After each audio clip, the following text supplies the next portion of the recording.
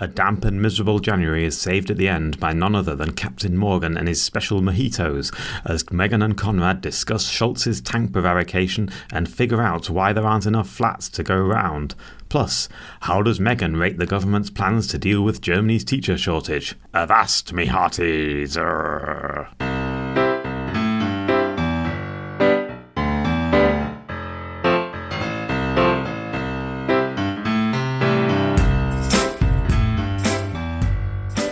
Everybody, it's Megan's Megacan time again. I'm Megan. I'm here in Berlin with ex-Berliner magazine and Konrad Werner. Hello, Konrad. Hello. How are you? Good, yeah, we're banging them out this month, aren't we? Yeah, there's fuck all else to do in January. One last week, one the week before. Yeah. We got a new patron. Another one? Yeah. Yes. Thanks very much, Paolo. Paolo, thank you very, very, very much. Yeah. It's just delightful. This one goes out to you. And I swear to God, we're going to do a special episode for the patrons. Yeah. Where we sample some mega cans, including the ones we got as a gift last week from the loveliest listener. Thank you very, very much. Yeah. Honestly, I literally can't believe it. I know. People give us the actual money. It's unbelievable. Thank you all very, very much. Yes. Speaking of money, today I was like, right, I'm trying to be thrifty because it's January, and if if you don't go out anywhere and you're trying not to drink that much, you do save money. So I was like, it's Berlin, I can't spend that much money on going out because it's quite cheap, and it is in certain regards, but also if my bank balance is anything to look at, yes, it is going out that is costing me all of my money and why I can't save anything. But I was like, right, I'm going to find I knew I had some megas in the fridge. And I was like, Konrad will be fine. He'll understand. I'm just going to take what I have in the fridge. Konrad, we've had two of the more delicious mega cans in here. 2 Captain Morgan mojitos. Oh. Have been in my fridge for months. I literally don't know how. This is a survival story on a par with dunno. It's like that bit in Cormac McCarthy's The Road where they found that Coke bottle and the... Yes. How have these relics survived? And they weren't even that hidden away. Yeah. Someone amazing. must have bought me them and put them in my fridge It's a January some miracle. Party or something. Anyway, here you go. We can pretend we're in a lovely tropical island. It's freezing in Berlin at the moment. Yes. Literally hanging around the freezing temperature, which I hate. Last night I was walking home. It's not snowing, but I feel like the moisture in the air is freezing and then hitting my face. Is that's a thing that happens, surely? Yeah, because it is below freeze. I think it's -2 or something, -3. So I think that's how it works. The water freezes. It's not okay. I'd rather just have it be fucking -10. Okay. And stop fucking about. Anyway, we can pretend we are on a Caribbean island with Captain Morgan. A pirate. Who was no doubt a very problematic man. But cheers. Lovely. Oh, lovely. That is excellent. I'm being transported. Aren't you? I'm excited. Good. All right. We've got our mega cans, which is about all we have this week. Because this week, before we start recording, we usually... I know this sounds like we haven't a clue of where we're going with anything, but we do usually have a list. We actually prepare this. We do. That I write 4 bullet points down. But we sort of realised, got to the end of the list and we were like, right, this is just all about things that are missing or shouldn't be where they are or whatever. Yeah. And the first thing is, having spent the last ages going, not sure about the tanks, and we're all going to be like, Olaf, you're going to give these tanks to Ukraine. Olaf, we know this is happening. Everyone's like, it's only a matter of time. Now is the time. We're getting the tanks. It was confirmed on Wednesday this week that Germany would send 14 Leopard 2 A6 tanks to Ukraine and allow partner countries, other NATO members, to re-export their own German-made tanks to Ukraine. Right. After much. So why, first question, because this was the thing, and Poland was kind of doing a bit of, well, we're going to send our tanks anyway, with or without you, Germany. Yeah. How does Germany still have control? If they're Polish now, the Poles have them, but how are Germany still, why do you need permission to sell them on? Yeah. Well, first of all, Poland already has sent some tanks, but their own. They were the old Soviet-made tanks. Yeah. And then there's a law in Germany which says that you have to give permission. So that every time you sell weapons, you have to get a thing signed by the person who's buying them, saying that we will not pass this on. I'm buying these arms for a good purpose. Yeah, and So this is how arms manufacturers and dealers sleep at night. It's supposed to be like this moral thing that, like if you sell weapons to other countries like Saudi Arabia, they won't just hand them over to whatever militia group or terrorist group or, whoever they happen to be supporting in that region. It's supposed to be a safeguard. I mean, asking does that work is probably a whole other podcast. Well, that is the big question. In and of itself. Yeah, basically it doesn't work because Germany is one of the biggest makers of assault rifles in the world. These Heckler and Koch assault rifles, they're used by armies all over the world. And those have proliferated everywhere. Like, there's basically no country in the world that doesn't have Heckler and Koch rifles. And they're like, you're talking like Somali pirates. There, but I have all these signed bits of paper. Yeah. And some of them are even gestempeled with the little stamp on them. I don't understand why this is happening. Yeah. But people who want guns are not always very good people. Yeah, so, I mean, the Somali pirates, for example, don't really care what you've got written on your piece of paper. But can you imagine that negotiation? But no, but you don't. It's not. I'm going to need a. So. Oh, Jesus. But anyway, right. In this case, for some reason, everyone is setting a lot of store by getting permission. Poland kept putting more and more diplomatic pressure on, saying, "Let us send these tanks on, and let us send these tanks on." And eventually, they just said, "Yeah, okay." And the whole thing was that Scholz was saying, "Well, I'm not going to do it unless America does it." And America was saying, well, we're not going to do it unless Germany does it. And then the UK was saying, we'll do it, but you have to say that you're going to do it in the future or something. So everyone's sending their tanks now. Who's got them, even I think the French as well. But I guess the big deal with the German ones was they are supposedly the best suited for this war and this terrain or something like that, and they're really good. These Leopard 2 tanks, they're like really state of the art. And they run on the kind of fuel that Ukraine already has. I think that's like one of the reasons why whereas the Abrams tanks, which are the American ones, they would like require totally more complicated logistics and refueling and everything. So I think that that was the reason why there was extra pressure on Scholz. There's a lot of people complaining about how he's very uncommunicative about his thinking processes and why he's making these decisions. And he's been a lot of people have been criticizing his style is essentially the thing. But I mean, we have to remember all the countries were reluctant about sending tanks because the thing is, everyone's fine sending what they so-called defensive weapons, which are these Iron Dome type missiles that catch other missiles. Yeah. And the idea of them is that you can't use them to attack another country, whereas tanks are theoretically more offensive weapons. Yeah, so people have like moral qualms about it. Yeah, and there's also, I think, some of the coverage that I was like hearing was it's also Germany, and there's a lot of reasons why you need to very carefully consider sort of rolling your tanks out in that part of the, like there's all this historical stuff. Yeah. But I think Scholz is obviously not looking very good, and I think you can make whatever decision, but he has this kind of I don't have to explain myself to you type thing, and it's just really fucking annoying. Yeah. It's just like Scholz, like, it's fine, and people understand, and people, you're saying, look, no one else was doing it. I don't think anyone is. They're more just like, fuck's sake, just. And just like it's not say something. I don't know. He doesn't come across. I mean, I guess because people are often comparing him to Merkel, and a lot of people are saying that his style. He's kind of modelling his style on Merkel, as like saying as little as possible until he really has to. But I think that even so, more people kind of thought Merkel explained herself a bit better when she was making these decisions. I think it's more and this comes across, like demeanor that he has. If she was just super cautious and thing. I don't know. She's also more charming. It's hard to like. Sometimes it is just like a bit of a, and that's very unfair to Scholz in a way because he can't.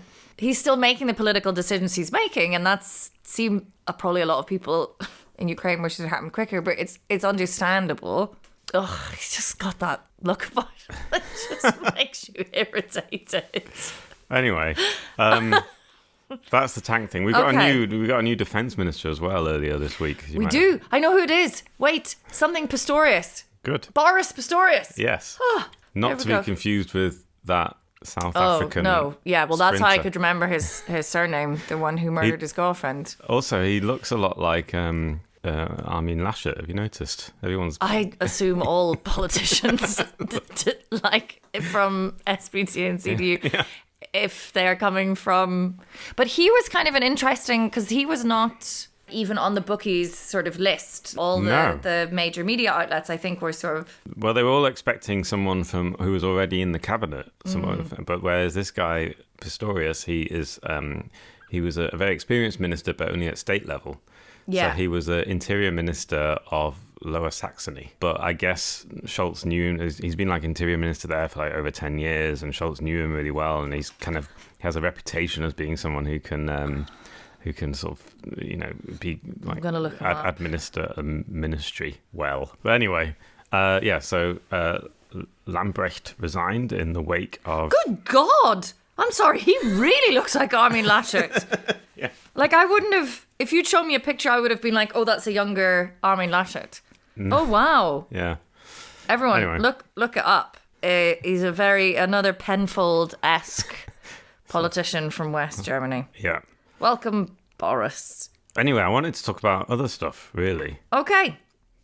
Moving swift. Or do what you want else to talk about? Do we have too few of, or not enough of, or what other ways is Germany failing to provide things that people need? Well, I had to talk to various housing experts this week to talk about why it's so hard to get a flat anywhere. Yeah. And it was rather interesting. Do you want some stats? Yes.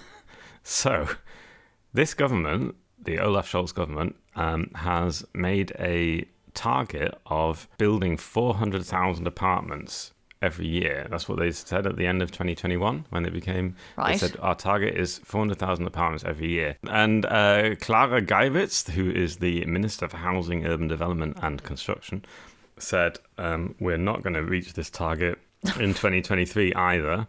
And probably... It's only just started, not with that attitude, I would say.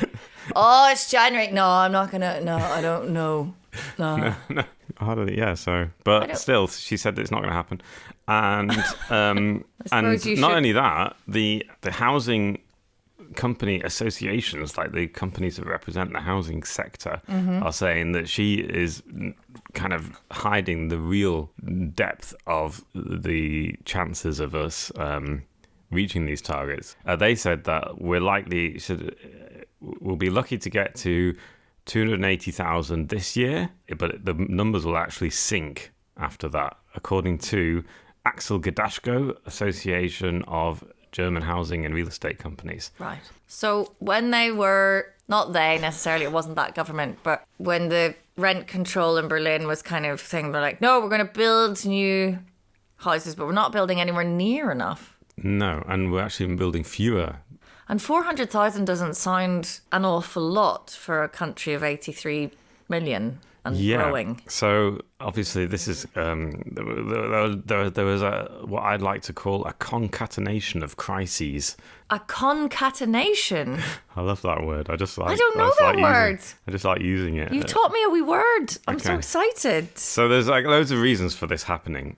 For example, a perfect storm. Is that what it's like? It's a perfect storm. So one of the reasons, the short-term reasons, are COVID was a problem because that slowed down a lot of construction in the last couple of years. Yes, fair enough. The Ukraine Ukraine war is a problem because both Russia and Ukraine are big exporters of steel and timber for building. So that, in Europe, that is. Okay. So those were like short-term issues that were a problem. The wider problem is demographics. More and more Germans are living in single households. So more and more people are taking up just one unit on their own. I'm guilty. You're guilty. We should just move in together and then solve this problem. The German population is growing. It reached a record high last year of 84.3 million. 84.3? Yeah. That's a lot. Quite a lot of that is to do with immigration and refugees. That's one of the reasons why a lot more people are coming, especially from Ukraine, but other countries too.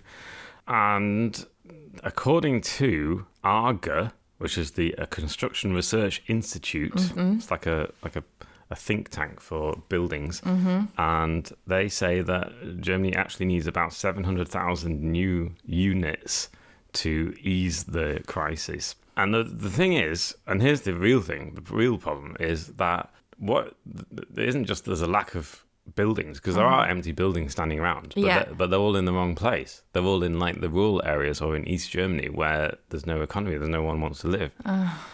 And in places like urban centres like Berlin and Munich and Stuttgart and Hamburg, there's nowhere to live. There's literally no one wants to move out because they can't find, even if they need more space because they start a family or something. No one ever moves out anymore because it's just such a nightmare looking for a place to live. And the solution to this is the best stat that I learned this week.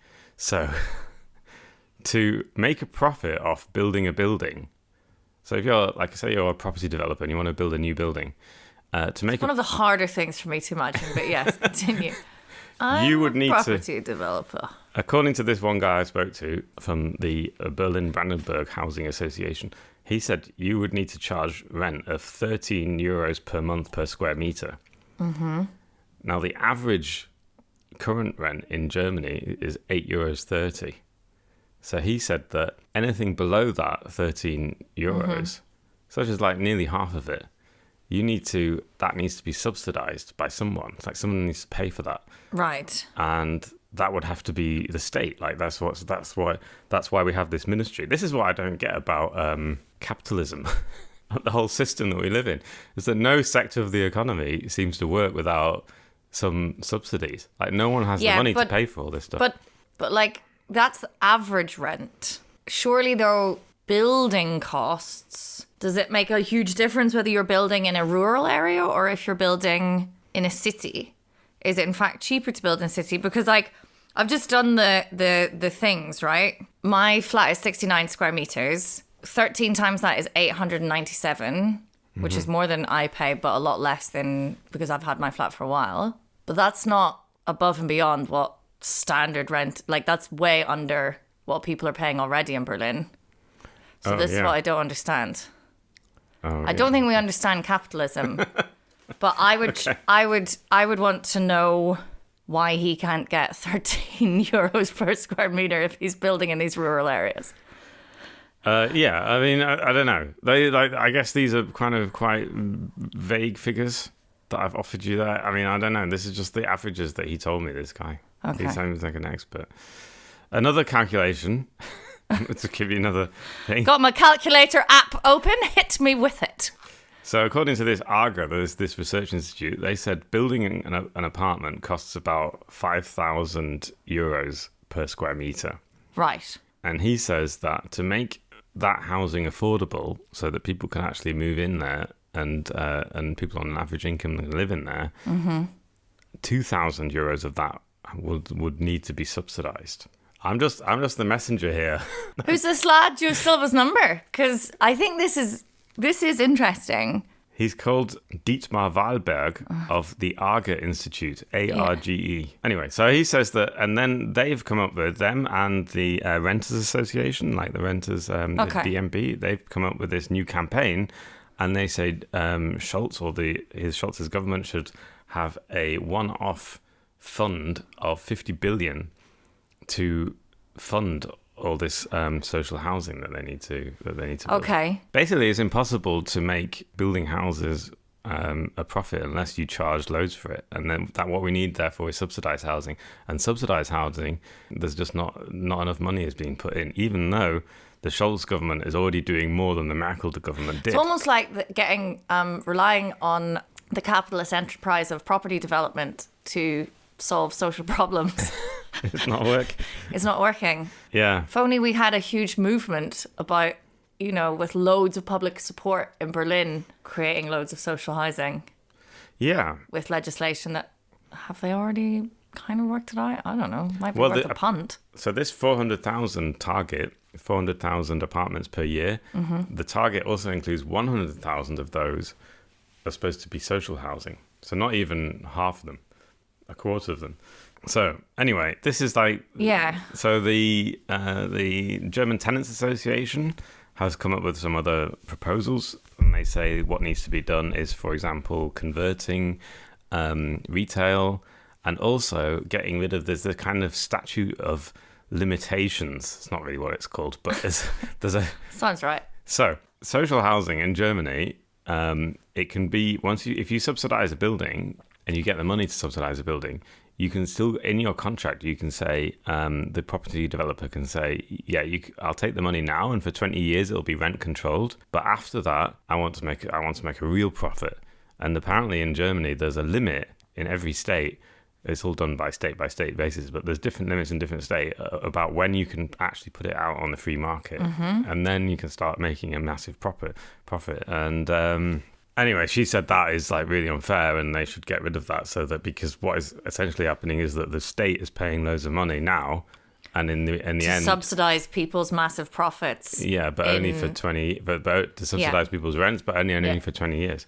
And so she said we need to get rid of that. So long term, it's a good kind of investment for people who are playing and 20 years is not an enormous amount of time. No, and that's why the number of subsidized flats in Germany has dropped drastically in the last 15 years, since 2006. Because that all ran, these are now running out since whenever this... Yeah, so there's like more... Right, I don't think that we should be letting property developers... Do you want another stat? Fine.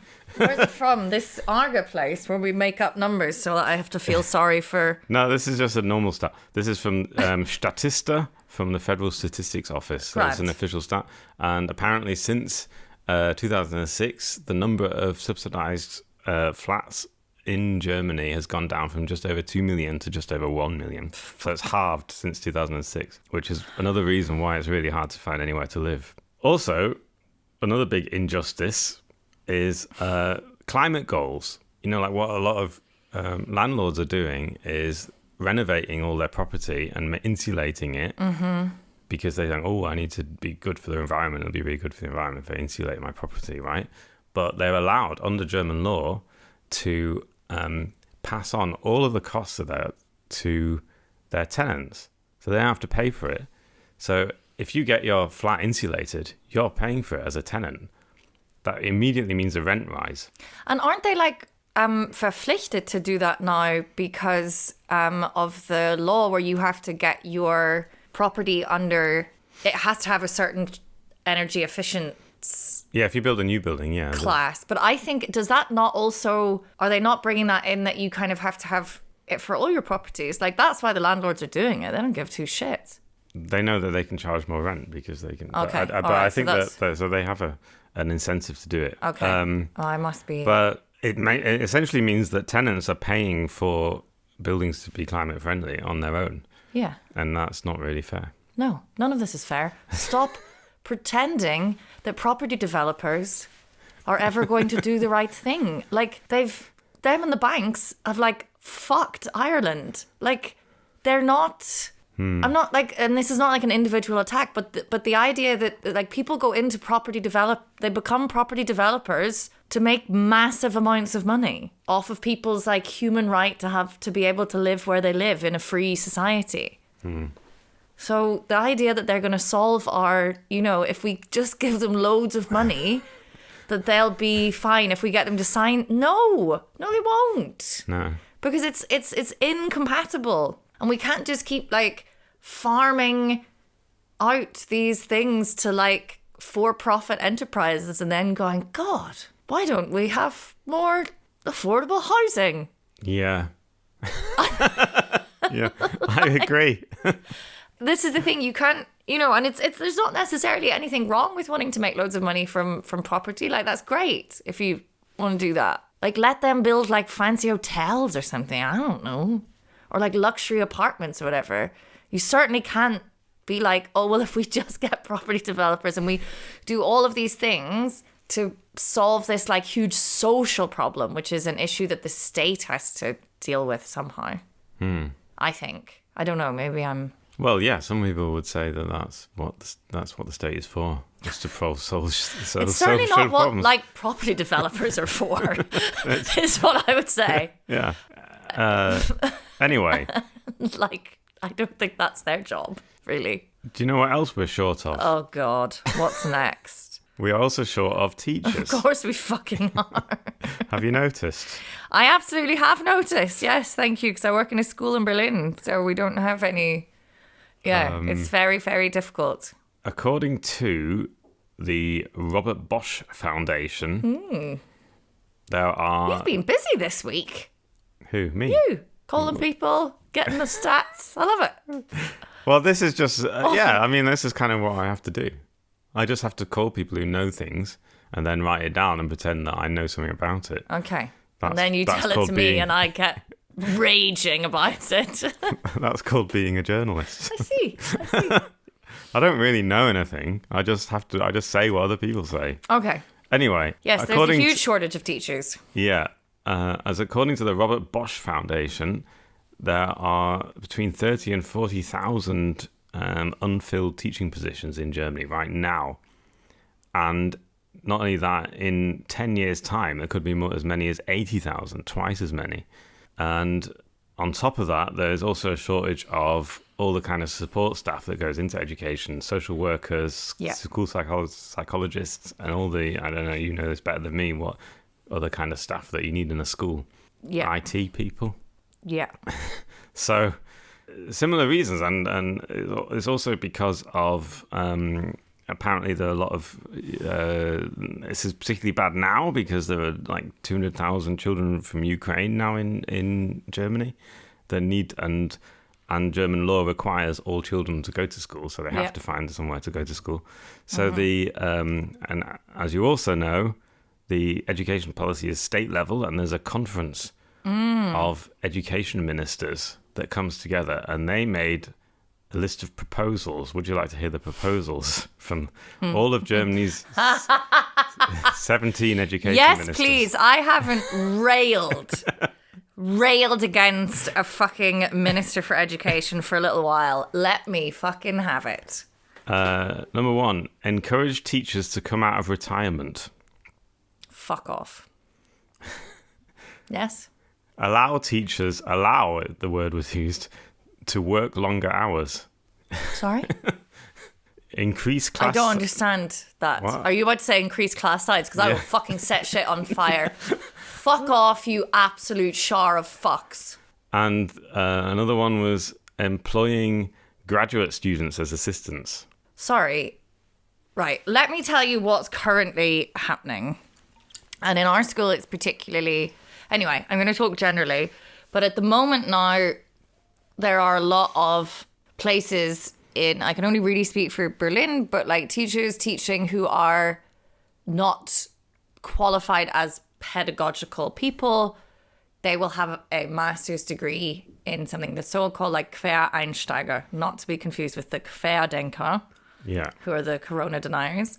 But Quer meaning like to come in from the side... And often then they're like doing some thing. So yeah, great having graduate students come in. But like, do they want to do that? Do they? I don't. Well, there's a shortage of students studying to be teachers as well. Yeah, this is the thing that I know very little about. But I was talking to Mareike about, who was on the podcast before. Like, universities are supposed to train a certain amount of teachers every year, and they're just not. Like, that for some reason is not happening, and I'm not.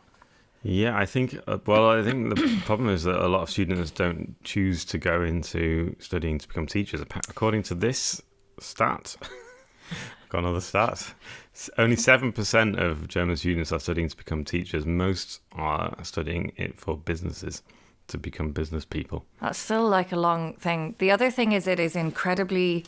annoying and difficult to sort of become a teacher in Berlin or in Germany because instead of having, particularly for secondary education, like most secondary teachers, basically it's relying on people to choose at 18 in Germany whether they want to be a teacher or not. And like when you're 18, that's the lamest fuck. You could not have got me, wild horses, and I like horses, could not have got me to sign up to be a teacher when I was 18. And then you can come in as a Quereinsteiger later, but it's like you do like a bachelor's of education and then a master's on top, and then you do like teaching practice and stuff. So it's a long process, which is great and it's wonderful. And I think we should have lots and lots and lots of training for teachers. That's a separate podcast. But it's not an effective way of getting people quickly into the teaching profession. Have they anywhere on this list got something about allowing the fully qualified foreign trained teachers to teach more quickly? Yeah, that is something. Well, that is a general problem with Germany, with skilled labour in general, is recognising foreign qualifications, and everyone kind of agrees that that's what should be done. But part of the problem is that the state system. So the fact there's like different standards in all the 16 different states is hampering that, and it's basically a massive bureaucratic administrative problem that needs to be solved. Yeah, because there are, like yourself, there are a lot of people, even just from inside the EU, in Germany with teaching qualifications who can't get a job here. Yeah. Top of the list apparently is France. There are quite a lot of French people with teaching qualifications here who are struggling to find work.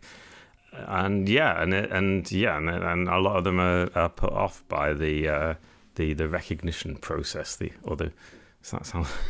process of recognition of their qualifications. Yeah. So I think that is, people are acknowledging, and that they have done some things. Like I know the Berlin Senate brought out this thing where they're going to try and make it easier, but it was one of those like documents that's very, very wordy, and I'm still not sure what exactly they were promising, but it didn't sound like very much like, oh, we're going to help the process easier by providing more support, not things like, does everyone have to have C2 German? Because honestly, that's an almost impossible task to pass that exam.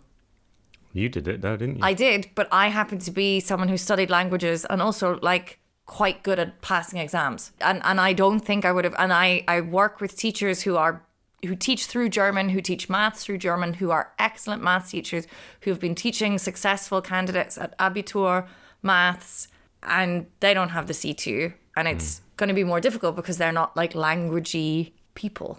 Yeah. But the idea that they're not then fully qualified to go and teach wherever they want is demented. Yeah. Oh, a little mention here for Markus Söder. My boy.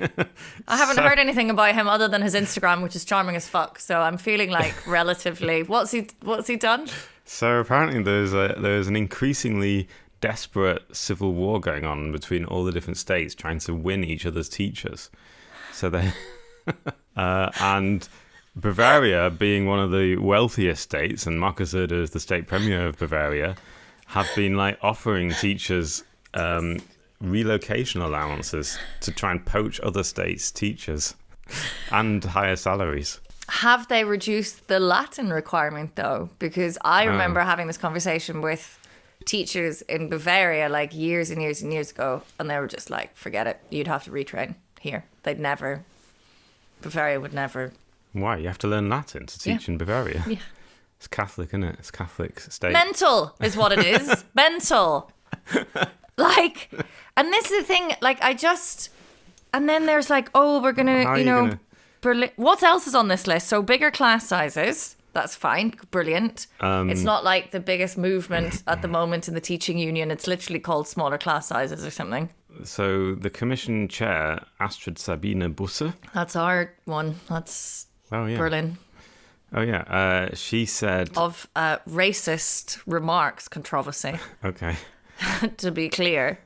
She said that teachers should be retrained to teach those subjects that are particularly in demand, which would include mathematics, chemistry, physics, music and art. Apparently those where the most teachers are lacking. Right. I'll get right on that. Can you do some chemistry? Sometimes. Remember being asked that once. But this is the other thing. I don't know if they've dropped. For foreign qualified teachers, quite often we're only qualified in one subject. Because whereas in Berlin they have Germany, there's like, or I think in most states you have to have, as a secondary school teacher, 2 subjects. I don't know why they need to keep this law in place. Like, I can understand them being like, oh, well, it's better to have two sub, but the normal competition on the job market will even that out. Because if two applicants, if I go in and I just teach English and someone else goes in and teaches English and chemistry, and they're like, oh, class. I'm like, that's great. If you need an English and chemistry teacher, that's obviously the better candidate for the job.